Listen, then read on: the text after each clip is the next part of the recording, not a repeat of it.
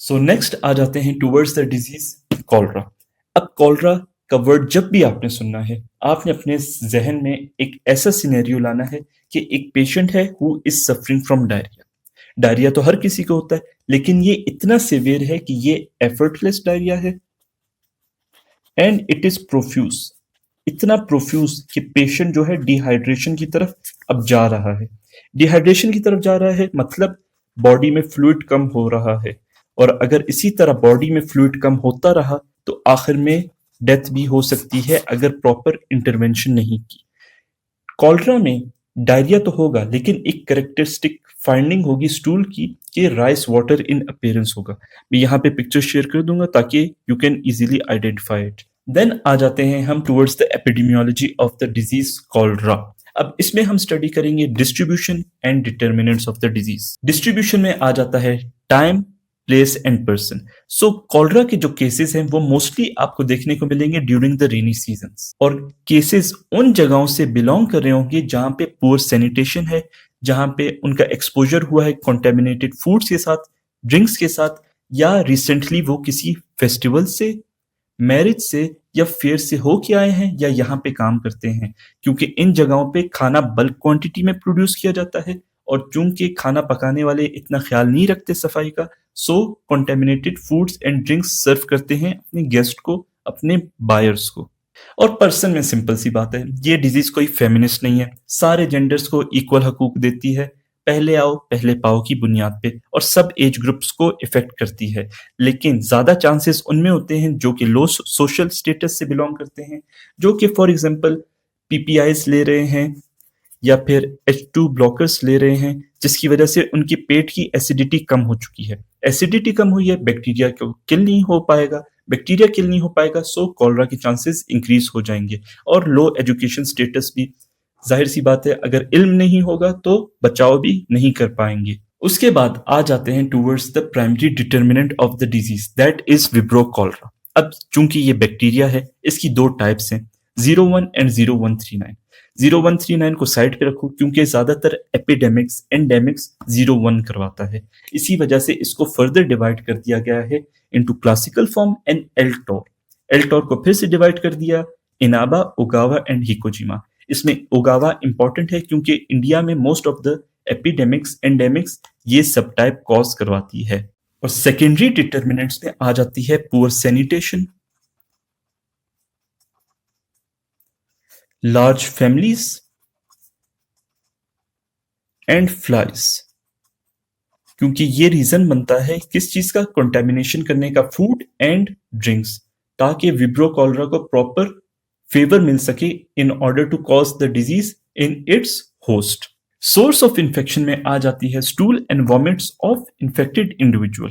Period of communicability depend करती है, अगर केसेस है up to like 7 to 10 days, लेकिन अगर कैरियर्स है सो इसमें डिपेंड करती है, अगर कॉन्वेलिसेंट कैरियर है सो मोस्टली 2 से 3 वीक्स, लेकिन अगर क्रोनिक कैरियर है तो ये ईयर्स तक भी जा सकती है पीरियड ऑफ कम्युनिकेबिलिटी। और मोड ऑफ ट्रांसमिशन वही contaminated food and contaminated drinks. Reservoir में हमारे पास ह्यूमंस आ जाएंगे, और इंक्यूबेशन पीरियड यूजुअली लास्ट करता है from few hours to like 5 days.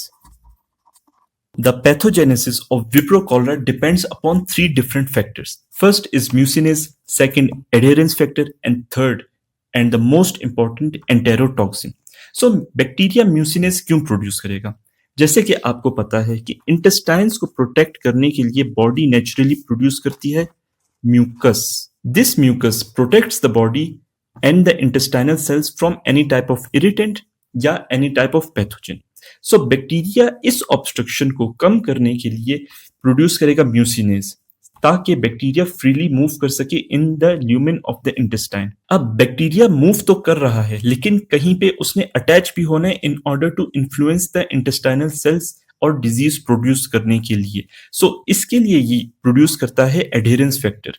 This is the factor that is responsible for making sure that bacteria जो है वो इंटेस्टाइनल सेल्स के साथ क्या कर सके, अटैच कर सके और प्रोड्यूस कर सके एंटेरोटॉक्सिन। अब ये टॉक्सिन थोड़ा सा यूनिक है, क्यों?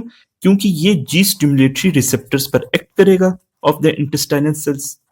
साइक्लिक एएमपी के लेवल्स को रेस करेगा ताकि प्रॉपर चैनल्स की प्रोडक्शन हो सके और एक्टिवेशन हो सके, जो कि क्लोराइड को क्या करे, जैसे फॉर एग्जांपल अगर ये ल्यूमिन है इंटेस्टाइन का, तो क्लोराइड को ल्यूमिन की तरफ भेज सके, जिसकी वजह से होगा क्या कि वाटर भी फॉलो करेगा inside the lumen, thus producing a profuse diarrhoea. So the clinical features of the disease, इसको हम डिवाइड कर देते हैं 3 फेजेस में, eruption phase, collapse and recovery phase. अब डिपेंड करता है कि अगर पेशेंट इरप्शन फेज में है तो उसके अलग साइन सिम्टम्स होंगे, कोलैप्स में अलग, रिकवरी में अलग होंगे। फॉर एग्जाम्पल अगर इरप्शन फेज में है, पेशेंट इस चीफ कंप्लेन के साथ आएगा that I am having severe diarrhoea, और उसके साथ वॉमिटिंग भी हो रही है। जब आप प्रॉपर हिस्ट्री लोगे तब आपको ये पता चलेगा, पेशेंट ये बताएगा दैट अपीयरेंस जो है वो राइस वाटर है और स्मेल जो है वो फिश लाइक है। वहीं पे अगर कोलैप्स फेज में पेशेंट आ रहा है तो पेशेंट सिवियरली डिहाइड्रेटेड होगा और हिस्ट्री में क्या बताएगा कि इसको डायरिया और वॉमिटिंग काफी दिनों से थी। जब आप एग्जामिनेशन करोगे, पेशेंट की संकन आइज होंगी, हॉलो चीक्स होंगे और वाइटल्स चेक करने पे वाइटल्स भी कम मिलेंगे with urine output that has even progressed to anuria। और अगर इस फेज में पेशेंट को सेफ नहीं किया, you are going to simply lose the patient. लेकिन अगर पेशेंट इरप्शन फेज में है या कोलैप्स फेज में है, आपने प्रॉपरली डायग्नोज कर दिया, प्रॉपर ट्रीटमेंट दे दी, पेशेंट जो है रिकवरी फेज में आ जाएगा, सिंपल एज दैट। इसमें क्या होगा कि वाइटल्स अगर कम थे तो अब वो नॉर्मल की तरफ आना शुरू हो जाएंगे, यूरिन आउटपुट अगर कम था तो अब नॉर्मल की तरफ आ जाएगा। देन आ जाते हैं towards the control of the disease. Now this is cholera. ये एपिडेमिक्स भी कॉज करवा सकती है, ये एंडेमिक्स भी कॉज करवा सकती है।